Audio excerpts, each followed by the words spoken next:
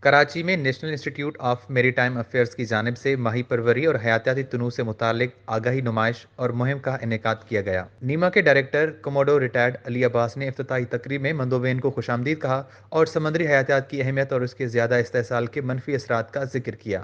انہوں نے نوجوانوں سے مزید اپیل کی کہ وہ ایک صحت مند سمندری ماحولیاتی نظام کی بحالی میں اپنا حصہ ڈالیں۔ وائس ایڈمرل ریٹائرڈ خواجہ غضنفر حسین، ڈائریکٹر جنرل بحریہ یونیورسٹی آف کراچی نے تقریب کی مہمان خصوصی کی حیثیت سے شرکت کی۔ تقریب کی منتظم کی حیثیت سے سینئر ریسرچر نغمہ ظفر نے میزبانی کے فرائض سر انجام دیے اور عالمی ماہی گیری کے دن اور سمندری حیات کے تحفظ کی اہمیت پر روشنی ڈالی۔ اس تقریب نے نوجوانوں پر مثبت اثر پیدا کرنے اور سمندری وسائل، ماہی گیری اور حیاتیاتی تنوع کے بارے میں معلومات کو بڑھانے میں مدد کی۔ کراچی یونیورسٹی کے centre of excellence in marine biology کے اسسٹنٹ پروفیسر ڈاکٹر امجد علی نے کہا کہ ان وجوہات کے ساتھ ساتھ اعلیٰ سطح کی آلودگی اور موسمی تبدیلیاں بھی حیاتیاتی تنوع، خاص طور پر مرجانوں کے لیے خطرات کا باعث ہیں۔